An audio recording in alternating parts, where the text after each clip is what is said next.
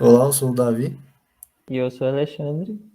e a gente vai apresentar hoje o trabalho final da disciplina de redes de computadores, que a gente desenvolveu um protocolo confiável de transporte baseado no UDP. Nesse trabalho, a gente implementou uma aplicação de comunicação entre cliente e servidor, com base no UDP, só que para ter um protocolo confiável, a gente teve que desenvolver algumas funcionalidades extras, algumas inclusive que são utilizadas no TCP. E aí, para avaliar o desempenho da rede, a gente gerou um arquivo de 10 megas com strings aleatórias, contendo 512 bytes de dados, cada linha. Aí, como datagrama do protocolo, a gente tem 516 bytes no total, porque ele é dividido em um header e nos dados. Aí o cabeçalho vai armazenar o número de sequência do pacote, e o restante vão ser os dados da linha do arquivo. Aqui para ilustrar o datagrama que a gente utilizou no protocolo, a gente fez essa imagem, e para armazenar todos esses pacotes no lado do servidor, a gente utilizou um buffer com capacidade de 1.500 pacotes, mas esse é um parâmetro que pode ser ajustado conforme desejar na execução, e aí dá um tamanho máximo de 774 mil bytes. Como funcionalidades que a gente fez, para começar, a gente implementou também uma comunicação full duplex. Então, o cliente ele consegue enviar pacotes e, ao mesmo tempo, receber eles de uma maneira bem otimizada. A gente utilizou um sistema de multithreading. Então, a gente tem uma função que vai ficar enviando pacotes constantemente, enquanto a janela deslizante permitir, e uma daemon thread que vai ficar rodando no background, recebendo os ACKs vindos do servidor e liberando mais espaço da janela de deslizante.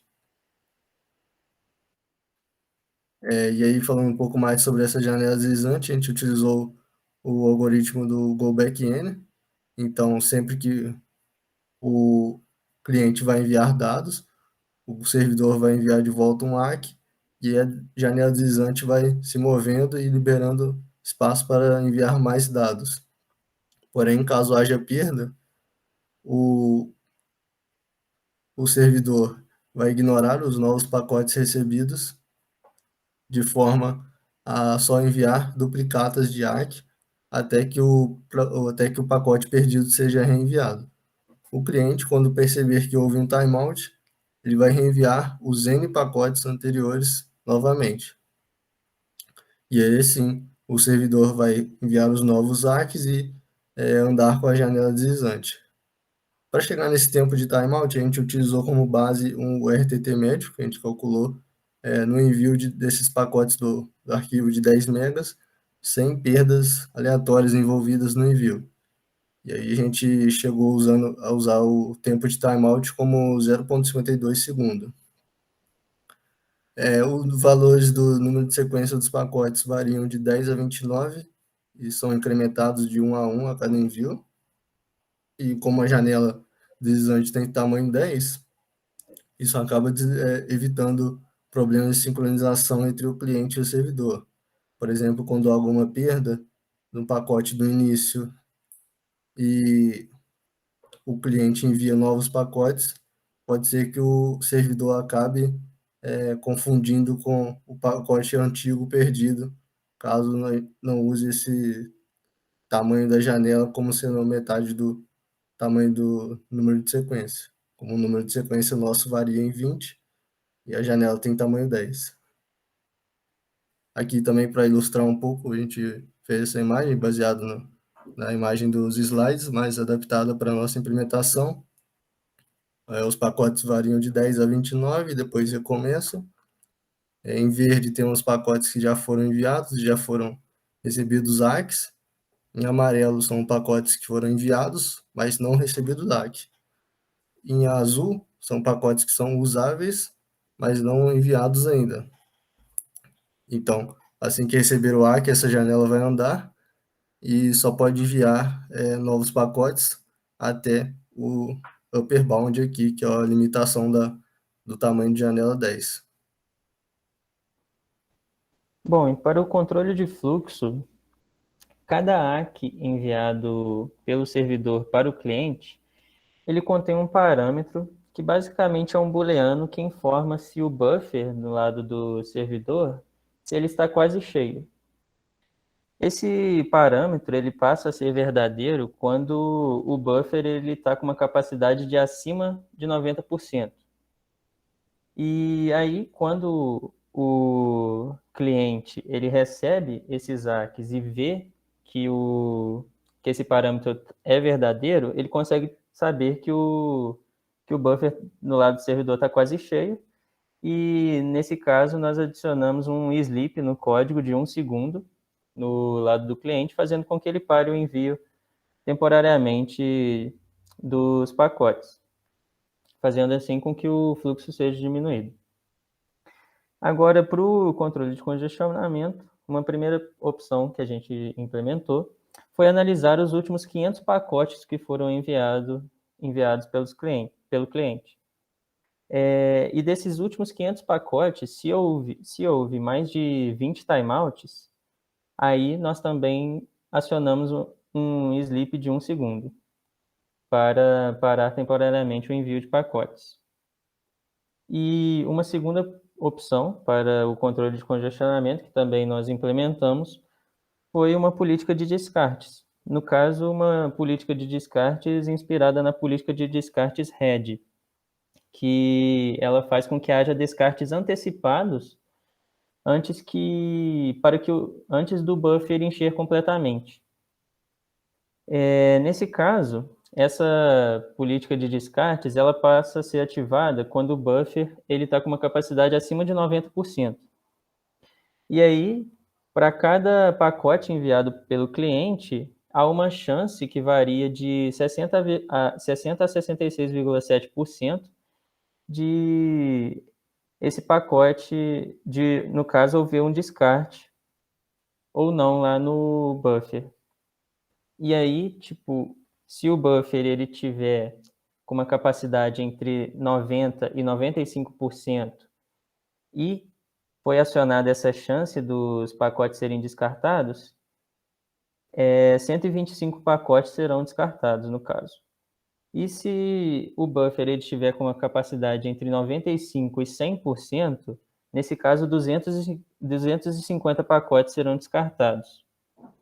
E caso aconteça ainda do buffer encher completamente, aí a gente vai descartar 500 pacotes de uma vez.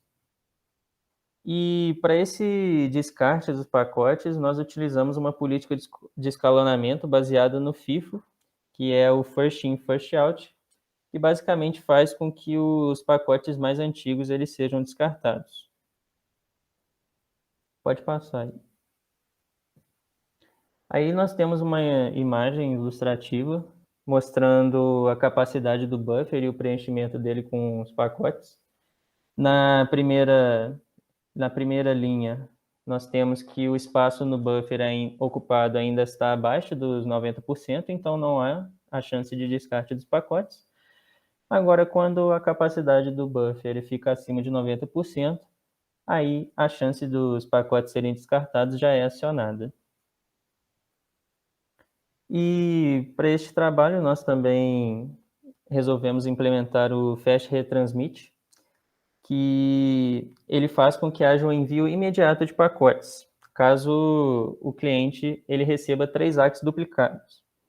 Ele é importante porque caso antes, né, do Fast Retransmit, da gente não implementar ele, o cliente ele esperava pelo tempo de timeout. Só que isso daí pode acabar demorando, né? Ele tem que esperar o tempo de timeout e para que seja mais rápido o reenvio dos pacotes e não atrase muito na entrega do arquivo. Assim que ele receber 3 ACKs duplicados, ele envia o pacote que foi perdido e dando sequência aí nos outros pacotes a serem enviados também para o servidor. Pode passar. Para o resultado dos experimentos, nós utilizamos nós fizemos os nossos testes no sistema operacional Ubuntu, utilizando um WSL, que é um subsistema para Linux no Windows. E os parâmetros gerais, nós temos o buffer, que tem capacidade de guardar 1.500 pacotes no lado do servidor, o tempo de timeout de 0,52 segundos e a chance de perda no envio de um pacote é de 5%. Aí pode passar. Nesse gráfico, nós temos um dos resultados, que seria o throughput, e na linha de baixo é quando não há perda de pacotes, e na linha de cima é quando há a probabilidade da perda. E com este gráfico nós podemos perceber que, como a chance de perda ela está ativa, o número de pacotes enviados durante o tempo de execução do algoritmo, ele cresceu bastante em relação ao que não há perda, certo? E ele também varia esses pacotes por segundo, porque a probabilidade ela é aleatória, e quando não há perdas, podemos ver que segue uma linha reta. Pode passar. Quando não há perdas, ele tem uma pequena variaçãozinha, mas é devido à variação do RTT, que não é um valor fixo, né? Que varia um pouco aí ao longo das execuções. Aqui a gente tem um gráfico também só ilustrando como que está disposta a distribuição desses pontos. Aqui embaixo temos os pontos do throughput sem a simulação de perdas na rede. Podemos ver aí que ao mesmo tempo que tem muito menos pacotes enviados, eles enviam só o tamanho do arquivo como pacotes e também um tempo de execução muito menor. Conforme a gente aplica simulação de perdas, as execuções tendem a gastar muito mais tempo e a enviar muito mais pacotes, conforme aí a aleatoriedade, né? Bom, com base no que falamos até agora, podemos concluir que conseguimos construir um protocolo confiável sobre o protocolo não confiável UDP. Nós tivemos a adição do Go-Back-N, por exemplo, a realização do Fast Retransmit, a questão da janela deslizante com a metade do tamanho dos números de sequência. Também falamos do controle de fluxo, a política de descartes inspirada na política RED. E pode passar também agora. E além disso, tivemos os experimentos. Nos experimentos realizados, graças ao ACK cumulativo, nos casos em que há perda, o ACK cumulativo faz com que muitos pacotes sejam reenviados, né? Já que desde o pacote que houve a perda, todos os seguintes eles vão ser reenviados novamente, e com isso nós podemos ver que nos gráficos o número dos pacotes que foram enviados quando houve perdas aumentou bastante. Além disso, também isso faz com que fosse gerado um aumento no fluxo, né? Um aumento também no congestionamento e o tempo de envio do arquivo como um todo. Só lembrando que a chance de perda em que nós realizamos os testes foi de 5%, e nos casos em que não houveram perdas, né, a chance de perda foi de 0%. Nesses testes, o envio foi bem mais rápido, e pois apenas os segmentos necessários, né, para completar o envio do arquivo foram enviados pelo lado do cliente para o servidor. É interessante também ressaltar que a gente observou que A implementação de multithreading otimiza bastante a aplicação, de forma que o fluxo consegue vir tanto na direção do cliente quanto do servidor em em ambos os pontos, né? E também observamos aí durante os experimentos que utilizando o Fast Transmit tem uma queda bastante aí do número de timeouts, de forma que ele consegue evitar aí enviando os pacotes antes que haja o timeout.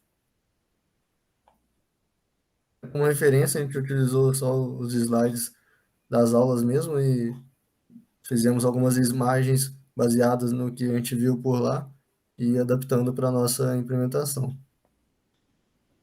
Eu acho que era isso. Obrigado pela atenção.